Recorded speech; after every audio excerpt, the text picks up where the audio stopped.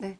2절, 국제물리론 2절 시작하겠습니다. 제목이 국제무역개론 및 무역실무죠. 1절 내용을 먼저 살펴보시면 무역계약의 기초가 되겠습니다. 계약의 기초로서 먼저 무역의 이해 보시면 무역이라고 하는 것은 상이한 국가 간의 물품을 대상으로 이루어지는 국제 상거래다 이렇게 되어 있죠. 상이한 국가 간 그랬습니다. 이제 수출 국가와 수입 국가 간에 이루어지는 상거래 활동이다라고 하는 거죠. 여기에서 이제 필요한 것이 상이한 국가 간이기 때문에 국가 간의 당사자들을 구속할 수 있는 게 하나가 필요합니다. 그게 바로 이제 계약이다라고 하는 건데 무역 계약을 통해서 상거래 활동이 이루어진다라고 하는 겁니다. 근데 이제 계약이 국제 물품 매매 계약이라고 하는 틀 안에서 이루어지게 됩니다. 여러분들이 이제 머릿속에 넣고 계셔야 되는 단어 중에 하나가 CISG라고 하는 국제 규칙입니다.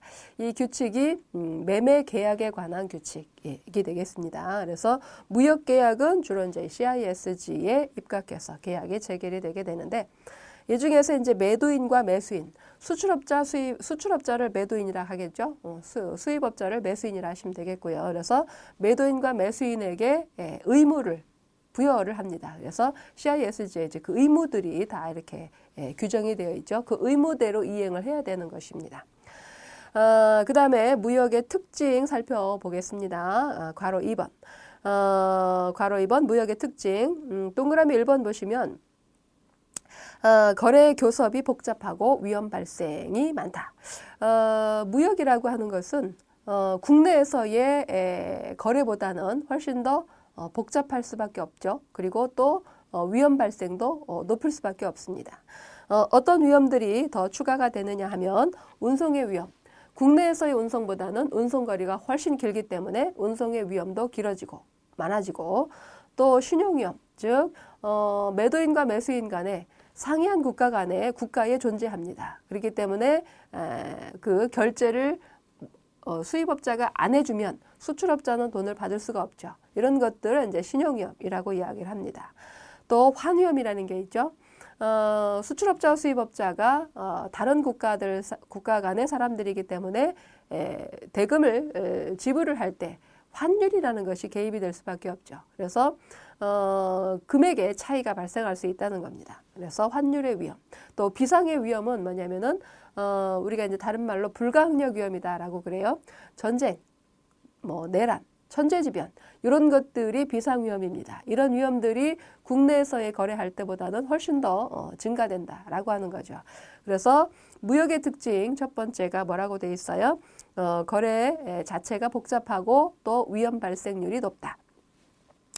두 번째 보시면 정형화된 상관습이 적용된다라고 되어 있습니다.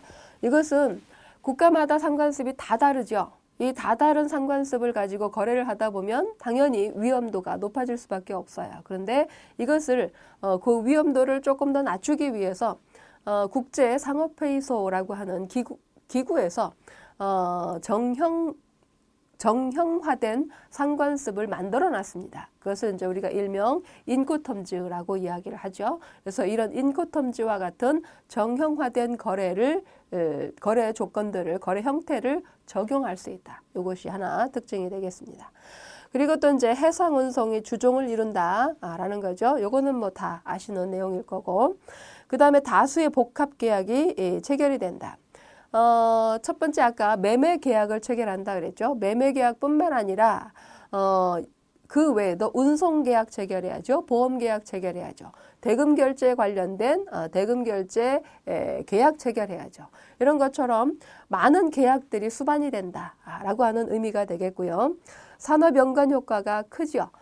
무역이 발전을 하면 제조업도 발전할 뿐만 아니라 운송업도 발전, 보험업도 발전, 또 대금 결제 관련된 금융업도 발전. 그래서 우리나라의 전반적인 산업에 연관 효과가 크다라고 하는 겁니다. 자, 무역의 3번 보시면 대상입니다. 무역의 대상은 유형, 무형이 다 됩니다. 유형제화, 무형제화라고 하는 대상이 다 되는데 물품, 유형제화는 물품이겠죠. 나머지는 다 무형제화라고 보시면 됩니다. 원료나 제조품, 완제품 다 물품의 유형재화에 해당이 되겠고요. 용역과 기술과 자본 이런 것들이 이제 무형재화에 해당이 되겠습니다. 무역의 대상은 유형재화뿐 아니라 무형재화도 대상이다라는 거 알아두시면 되겠습니다. 자, 그 다음에 2절 들어가겠습니다. 무역계약의 조건입니다. 앞서서 우리가 무역을 할 때 필요한 것이 매도인과 매수인 간에 구속을 하게 되는 계약이라는 것을 체결한다 그랬죠. 그래서 무역 계약에 작성을 하는데 계약서에 들어가야 할 조건들이 있습니다. 일정한 이제 형태를 가지고 계약이 체결이 되어야 되기 때문이죠. 자, 무역 계약서에 들어가야 할 주요 조건들이 뭐가 있냐면 첫 번째 품질 조건이 있습니다. 품질 조건에는 주로 그 거래 대상의 상품의 품질을 결정을 해야 됩니다. 결정을 어떻게 하느냐? 견본을 서로 주고받으면서 상품의 품질을 결정할 수도 있겠고요. 그리고 또 명세서 라는 것을 서로 주고받으면서 품질을 결정할 수도 있습니다. 이 명세서라고 하는 것은 이제 상품의 설계도나 뭐 청사진이나 도안 이런 것들이 다 해당이 됩니다. 견본을 제시하지 못할 때 주로 이제 이 명세서를 가지고 상품의 품질을 결정하기도 하고요. 디귿번 보시면 상표 매매가 있습니다. 이 상표를 가지고 품질을 결정한다는 건데 이런 경우는 이제 유명 상표인 경우에만 해당이 되겠습니다. 전혀 모르는 상표를 가지고 결정할 수는 없죠. 유명 상표는 어느 정도 이제 그 품질이 보증이 되기 때문에 가능하다라고 볼 수 있겠습니다. 그 다음에 이제 표준품 매매라는 게 있습니다. 이 표준품 매매는 주로 1차 상품이라고 하는 것들에서 주로 많이 이루어집니다. 이 표준품은 예를 들어서 이제 과일 같은 경우 예를 들어 보면 과일은 견본이라는 것이 없죠. 한 나무에서 뭐 예를 들어서 사과가 열린다 하더라도 사과의 질이 하급도 있고 중급도 있고 상급도 있을 겁니다. 그렇기 때문에 그 이제 표준품 견본이라는 것이 있을 수가 없기 때문에 이제 표준품으로 결정을 한다는 겁니다. 표준품이라고 하는 것은 두 가지 크게 구별되는 방법이 있는데요. 조건이. FAQ 조건, GMQ 조건이라는 것이 있습니다. FAQ 조건이라고 하는 것은 평균 중등 품질 조건이다 이렇게 이야기를 해요. 즉 아까 우리가 사과를 예를 들었을 때 사과의 품질이 중급 이상 한 나무에서 하급, 중급, 상급이 나온다 그랬죠. 중등품, 중급 이상의 물품을 그 매매 대상으로 한다라고 하는 방법의 결정 방법이 FAQ라는 방법이 되겠고요. GMQ라고 하는 방법은 판매 적격 품질 조건이다 이렇게 이야기를 합니다. 이 판매 적격 품질 조건이라고 하는 것은 주로 이제 원목이나 냉동, 어류 같은 거 이런 것들이 판매 적격 품질 조건으로 결정을 하게 되는데요. 이것은 특징이 뭐냐면 선적지, 양육지로 구분이 돼요. 아까 우리 FAQ 조건은 선적지에서 품질이 결정이 돼서 운송이 됩니다. 근데 GMQ라고 하는 것은 양육지에서 품질이 결정이 된다라고 하는 것이 특징입니다. 왜냐하면 운송 중에 예를 들어서 원목 같은 경우 아까 운송 중에 원목이 뭐가 될 수 있을까요? 변형이 되거나 아니면은 원목의 속이 벌레들이 파먹는다든지 아니면은 해수들이 뭐랄까 바닷물의 작용으로 인해서 원목이 상할 수도 있죠. 그렇기 때문에 양육지에 가서 그 물품의 품질이 결정이 된다라고 하는 특징입니다. 이처럼 표준품 매매다라고 하는 것은 주로 이제 1차 상품에서 결정이 되는 쓰이는 방법이 되겠고요. 그 중에서 FAQ, 그다음에 GMQ라는 방법을 쓰고 있다라는 거. 그 다음에 규격 매매, 그 다음에 점검 매매 이런 방법들이 품질을 결정하는 방법이다라고 보시면 되겠습니다. 그리고 이제 품질을 결정하는 시기 아까 설명을 드렸죠. 선적지에서 품질이 결정이 되느냐 아니면 양육지에서 품질이 결정이 되느냐 요 두 가지 결정 시기 방법이 있다고 드리는 말씀이고요. 자, 그 다음에 수량 조건 살펴보도록 하겠습니다.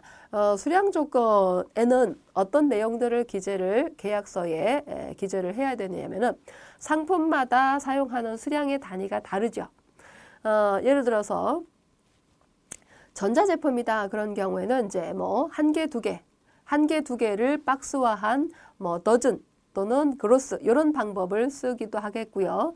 또 액체류다 그런 경우에는 한 개, 두 개 못 쓰죠. 또는 중량이나 아니면 용량으로 써야 될 겁니다. 그래서 상품마다 사용하는 단위가 다르다는 거. 그래서 그 단위를 정하는 일과 뿐만 아니라 거기 이제 기역, 니은, 디귿번 보시면 특히 중량의 경우 총중량, 순중량이라는 것이 있죠. 총중량은 어떤 의미냐면은 그 상품의 포장 단위까지를 포함한 것을 의미합니다. 그래서 총중량. 근데 순중량은 포장재를 제외한 물품만을 대상으로 해서 이제 무게를 순중량 그러죠. 정미순중량이라는 것이 있습니다. 이것은 오로지 속포장, 겉포장 이런 거 다 빼고 오로지 내용물만을 쟀을 때 이것을 정미순중량이다 이렇게 이야기를 합니다. 이런 것처럼 수량 조건에서 기재를 해야 될 조건들이 내용들이 단위 결정하는 일 그리고 그것을 총중량으로 할 거냐 즉 포장재를 포함한 것으로 할 거냐 아니냐 이거를 결정해야 되는 일이고요. 그 다음에 수량의 결정 시기도 마찬가지죠. 선적 수량, 즉 선적지에서 수량을 결정해서 나갈 거냐 아니면은 도착지에서 양육지에서 그 양을 정할 거냐에 대한 내용을 기재를 하셔야 되겠습니다. 그 다음에 이제 수량 과부족에 관한 사항을 합의를 하셔야 되는데 이것은 이제 여러분들이 세 가지의 방법이 있다고 보시면 되겠습니다. 수량 조건에 아무런 표시가 없다. 즉 과부족에 대해서 과부족이라고 하는 것은 무슨 말이죠? 초과 또는 부족. 그래서 초과 또는 부족이 생겼을 때에 대한 그런 이제 대처 방안으로서 기재하는 내용입니다.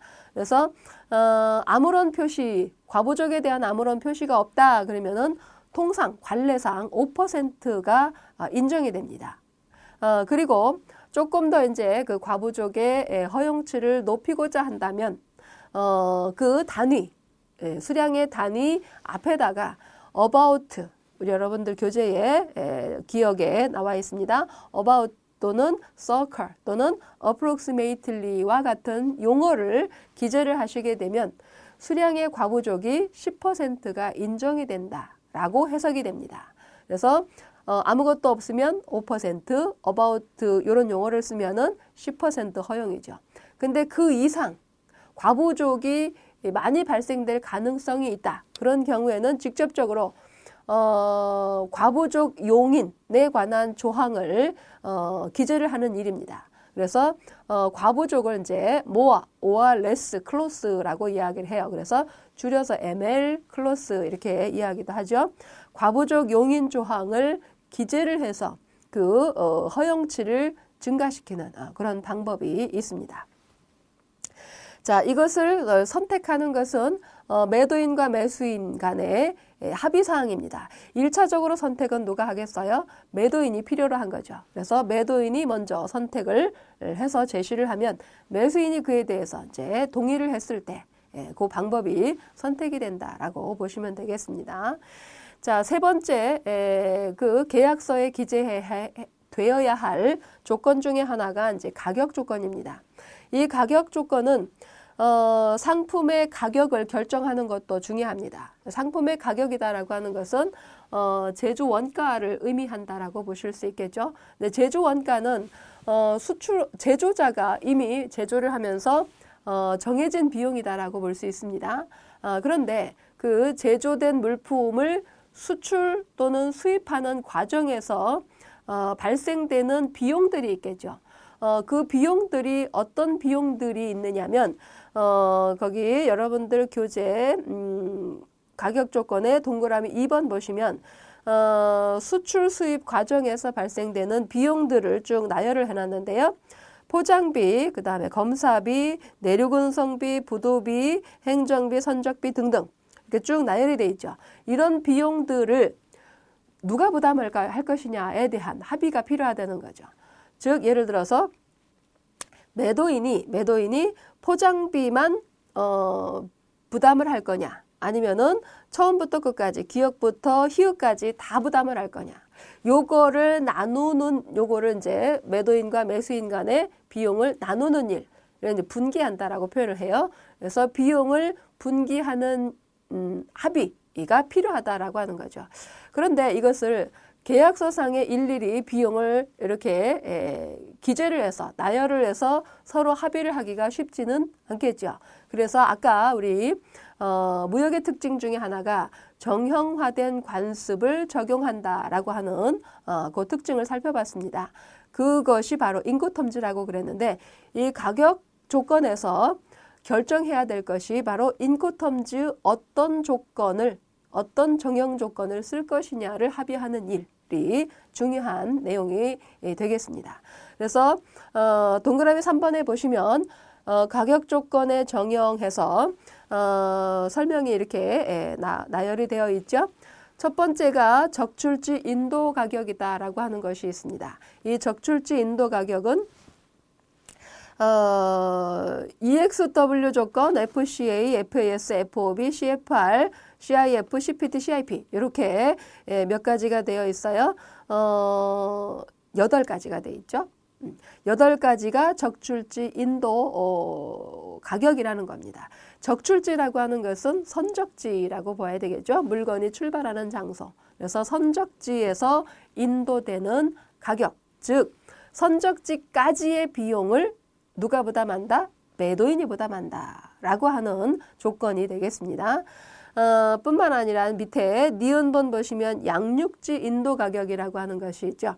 양육지 인도 가격은 물품을 인도를 어디에서 해요? 양육지, 즉 수입지에서 한다는 거죠.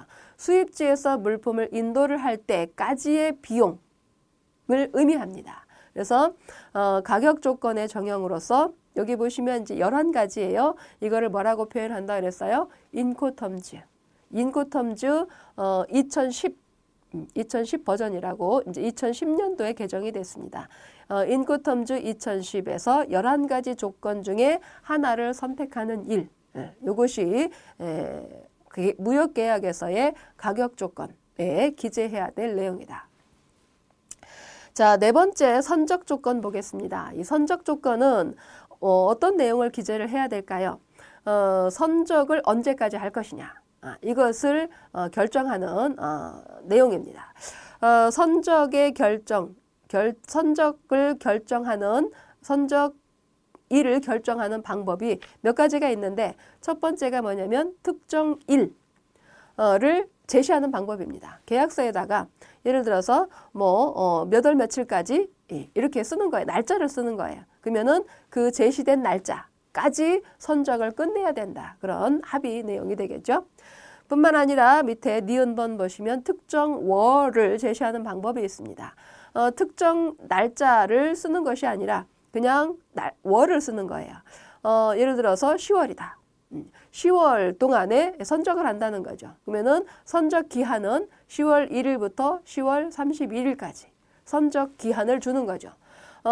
최종 선적일은 며칠이 돼요? 10월 31일이 됩니다. 아까 특정 일을 지정을 했을 때 그 특정 일자가 뭐가 돼요? 최종 선적 일자가 되듯이 마찬가지입니다. 디귿번 보시면 즉시 선적 조건이라는 것이 되어 있어요. 이 즉시 선적 조건이다라고 하는 것은 특정 일이나 특정 월을 제시를 하지 않고 immediately shipment 또는 prompt shipment 이런 용어를 쓰는 방법인데 이것은 바람직한 방법은 아닙니다. 왜냐하면 매도인이 봤을 때 즉시 선적이다 해서 기준이 다를 수가 있죠. 매도인이 봤을 때 10월 1일부터 예를 들어서 15일까지만 선적을 해주면 이것이 즉시 선적이다 라고 해석이 될 수 있겠지만, 매수인의 입장에서 봤을 때는 즉시 선적은 일주일 이내에 선적을 해야 즉시 선적이다. 이렇게 해석이 달라질 수 있다는 거죠. 그래서 즉시 선적을 이런 이제 단어를 써서 표시하는 방법은 쓰는 것이 바람직하지는 않다라고 하는 내용이 되겠습니다. 자, 그리고 거기에 우리 내용에는 없는 방법들이 몇 가지가 있는데, 조건부 제시라고 하는 방법이 있습니다. 이 조건부 제시 방법은 어떤 이제 조건을 제시를 하는데, 예를 들어서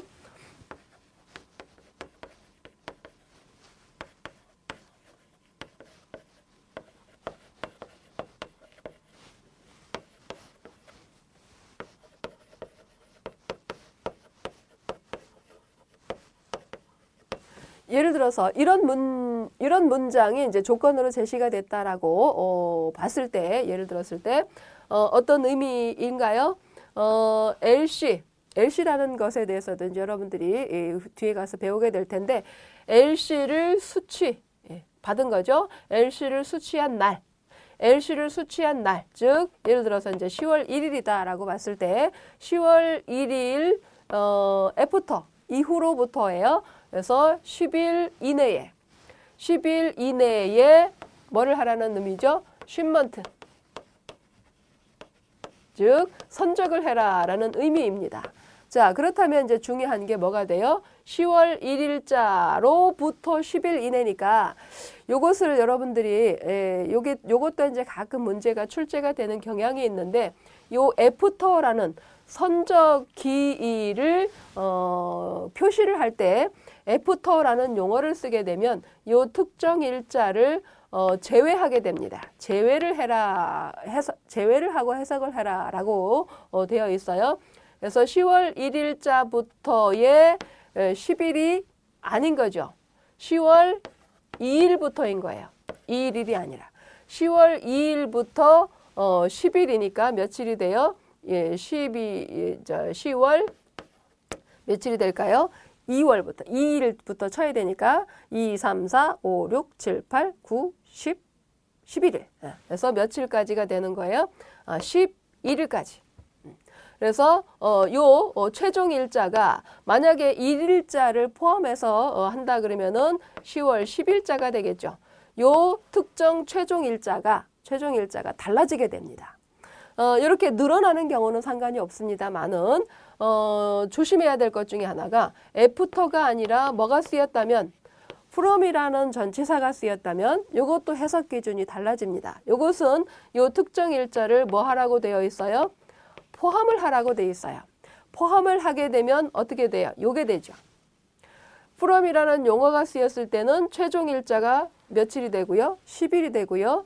애프터라는 용어가 쓰였으면은 제외가 되기 때문에 며칠이 돼요? 11일자가 된다는 겁니다. 그래서 어떤 전치사가 쓰였느냐, 단어가 쓰였느냐에 따라서 뭐가 달라진다?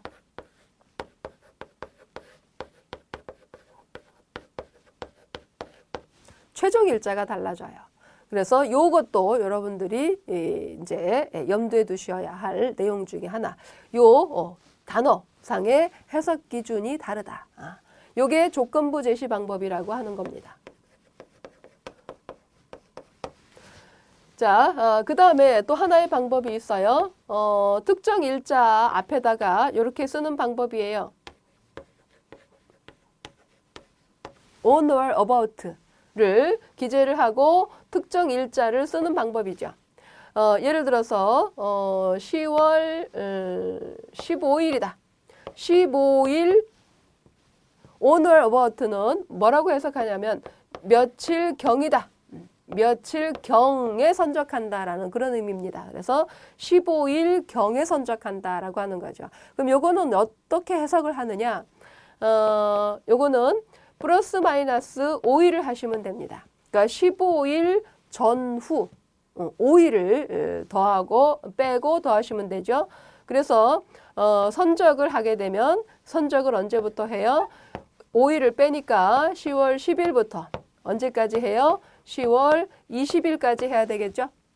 그러면은 날수로는 며칠을 주어지냐면은 11일이라는 날짜를 주어지게 됩니다. 그러니까 선적 기간을 11일을 주는 방법. 그래서 on or about 방법이 있다. 조건부 제시 방법, 그 다음에 며칠 경외 방법. 요것도 하나 내용으로 추가를 해주시면 좋겠습니다.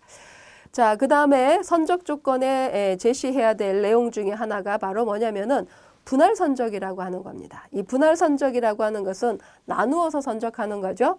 나누어서 선적을 허용을 할 거냐 말 거냐. 허용을 하게 되면 이제 아무래도 선적이 매도인에게는 조금 더 유리하게 되겠고요. 나누어서 선적하게 되면 이제 매수인의 입장에서는 물건을 한꺼번에 받는 것이 아니라 조금씩 받기 때문에 조금 더 이제 불편하다라고 볼 수가 있겠습니다. 그래서 분할 선적을 허용할 거냐 말 거냐. 또 환적이라는 것을 또 허용을 할 거냐 말 거냐. 환적이라고 하는 것은 뭐를 가리켜요? 예를 들어서 화물이 다른 운송수단으로 이렇게 갈아타는 거죠. 이것을 환적이라고 이야기를 하는데 환적을 허용하게 되면 누구한테 유리할까요? 매도인에게 유리하죠. 매도인이 운송수단을 선택하는 데 있어서 조금은 유연하다. 만약에 환적을 금지하게 되면 선적지에서 수입지, 수출지에서 수입지로 직항만 선택할 수 있다는 거죠. 환적이 안 된다면. 그렇기 때문에 운송수단을 선택하는 데 있어서의 조금은 불편을 초래하기 때문에 환적을 허용할 거냐 말 거냐를 매도 매수인 간에 합의를 해둬야 할 일 중에 하나가 되는 거죠.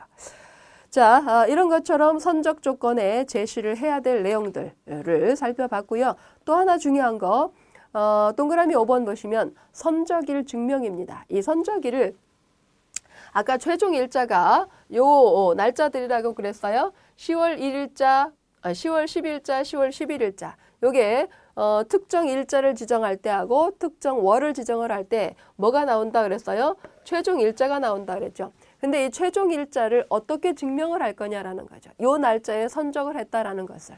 그것은 선적일의 증명은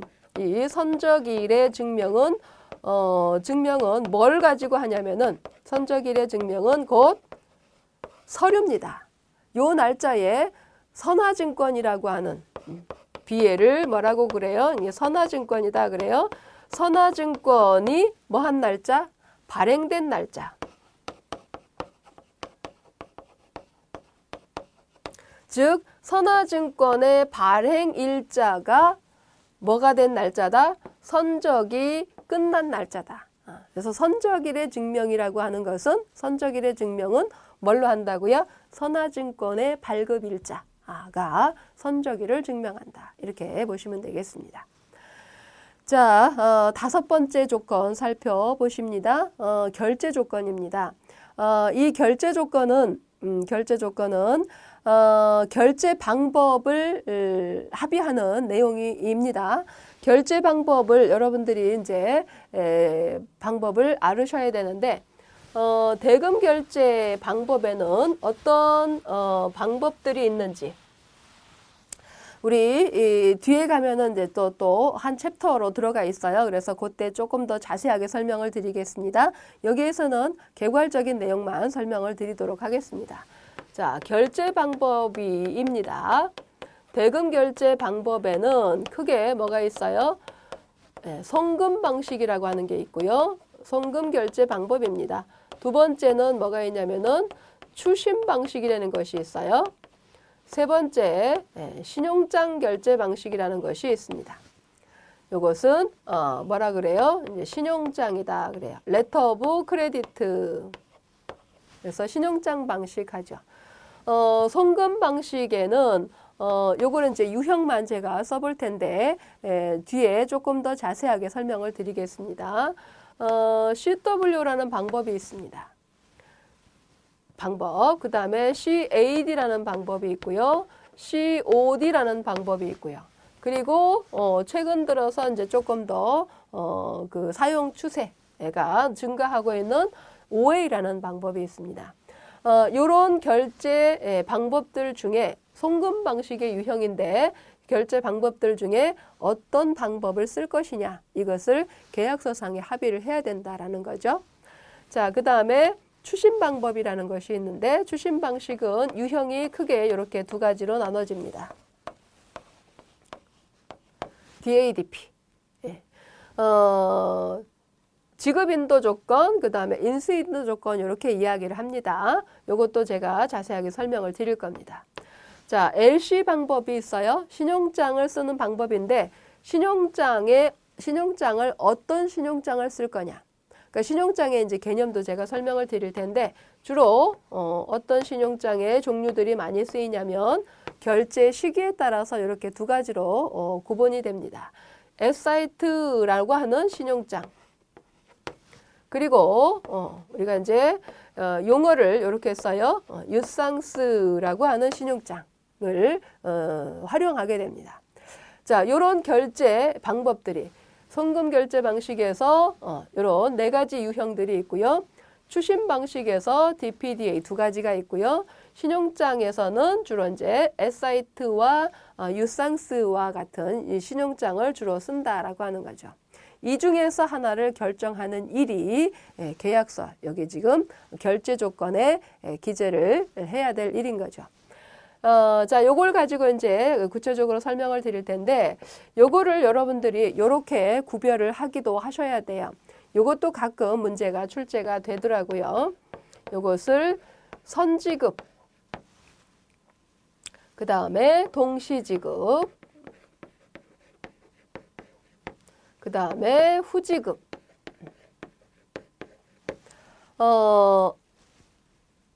선지급은 뭐죠? 물건을 받기 전에 미리 돈을 주는 방법이죠. 선지급 방법. 동시지급은 물건을 주면서 바로 같이 동시에 이루어진다는 거예요. 근데 물건뿐만 아니라 물건을 대체하는 서류가 있을 겁니다. 그 서류를 주고받으면서 또 결제가 이루어져도 이것도 동시지급이라고 합니다. 그리고 후지급은 물건을 받은 후에 또 물건을 받은 후에 지급을 하는 것이 이제 후지급이 되는 거죠. 그래서 선지급, 동시지급, 후지급을 요거를 여러분들이 여기에서 구분을 하셔야 돼요. 요 방식이 선지급이냐, 동시지급 방식이냐, 후지급 방식이냐. 각각의 형태를 구분하실 줄 아셔야 된다.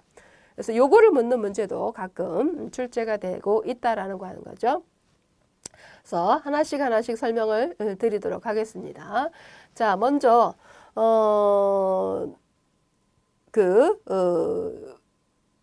결제 시기에서의 선지급 조건에 해당이 되는 거 결제 조건에서 먼저 요거를 설명을 드릴까요? 송금 결제 방식을 설명을 드리도록 하겠습니다. 자, 이 송금 결제 방식은 요게 크게 먼저 CW가 있는데 요것은 여러분들 교재에도 설명이 되어져 있습니다. 캐시, 리드, 오더 이렇게 이야기를 하죠. 이거를 우리말로는 뭐라고 그러냐면은 주문불 방식이다. 이렇게 얘기를 합니다. 주문불 방식인데 말 그대로 이것은 주문과 동시에죠. 오더와 동시에 캐시한다. 즉 결제한다는 의미겠죠. 그래서 주문과 동시에 지불한다. 이랬으니까 이거는 뭘까요? 선지급, 동시지급, 후지급 중에서 뭐에 해당이 돼요? 선지급에 해당이 됩니다. 자, 이 선지급은 누구한테 유리하겠습니까?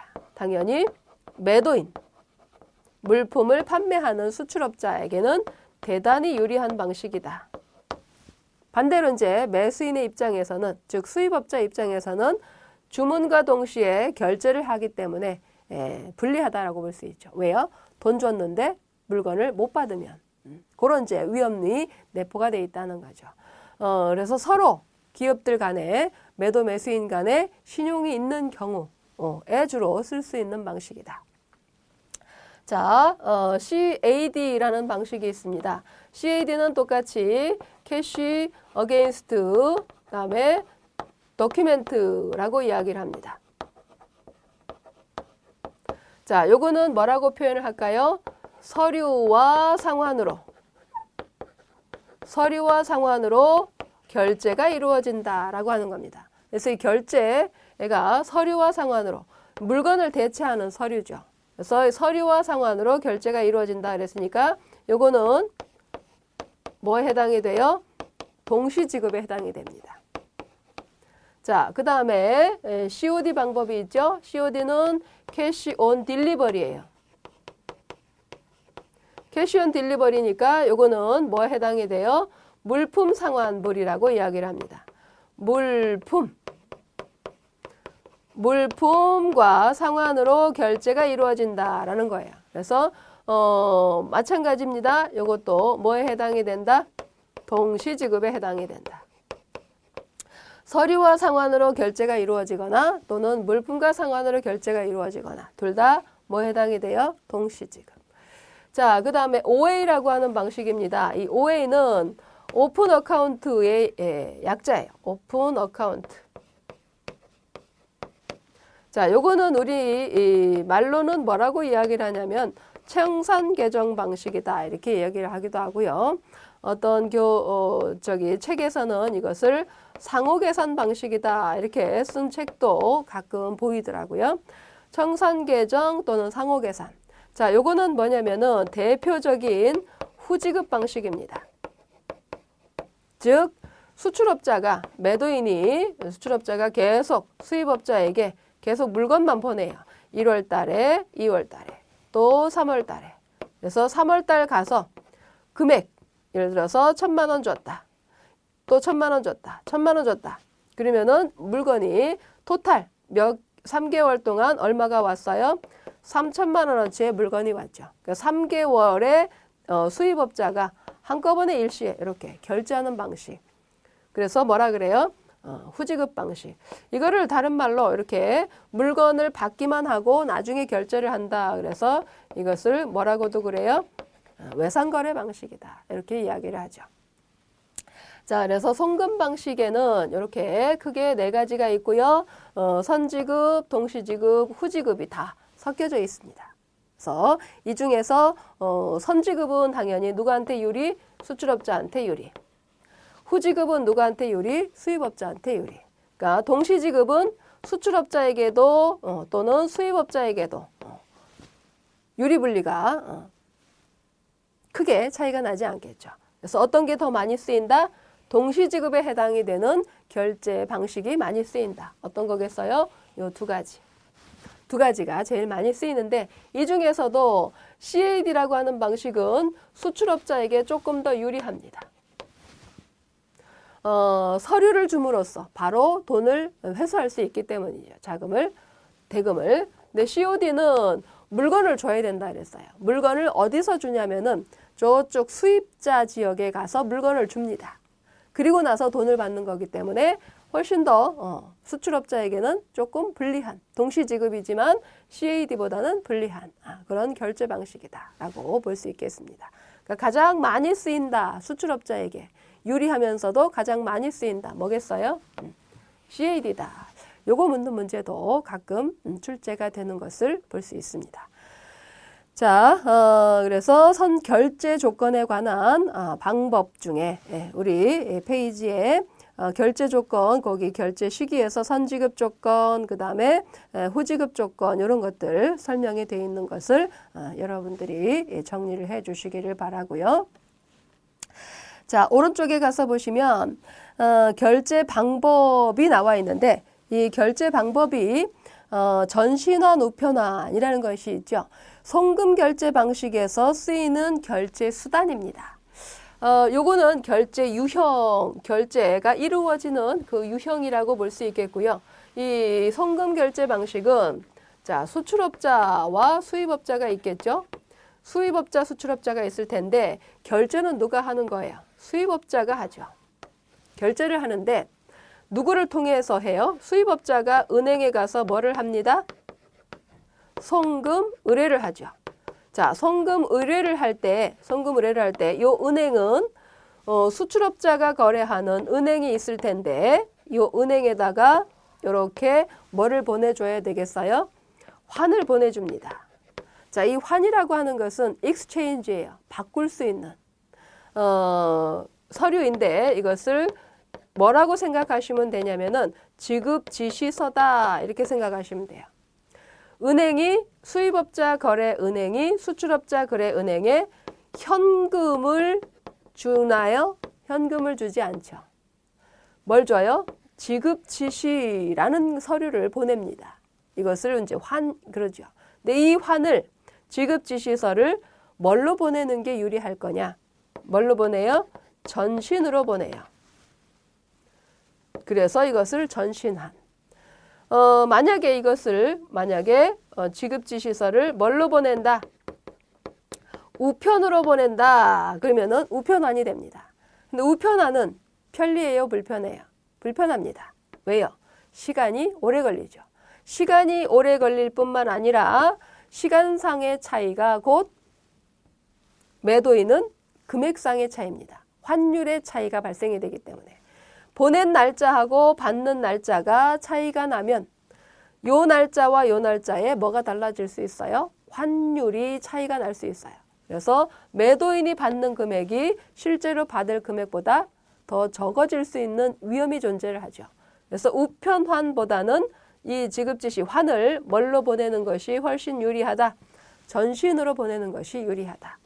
그래서 은행이 은행에게 전신환을 보내게 되면 요 은행이 같은 이제 자기 은행에 계좌가 있겠죠. 수출업자 계좌에. 수출업자 계좌에다가 돈을 넣어주는 겁니다. 지급을 해주는 거죠. 지급 지시가 왔으니까.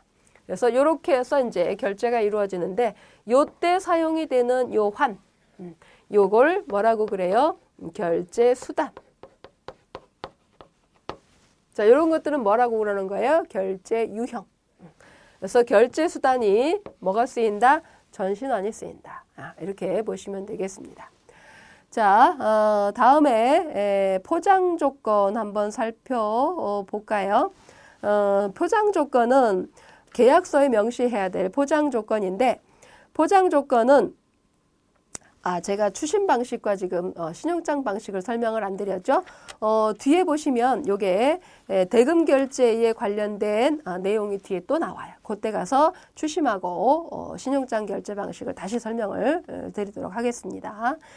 자, 포장 조건 보시면은 포장 조건에는 포장을 어떻게 할 것이냐를 결정하는 내용입니다. 먼저 포장 방법.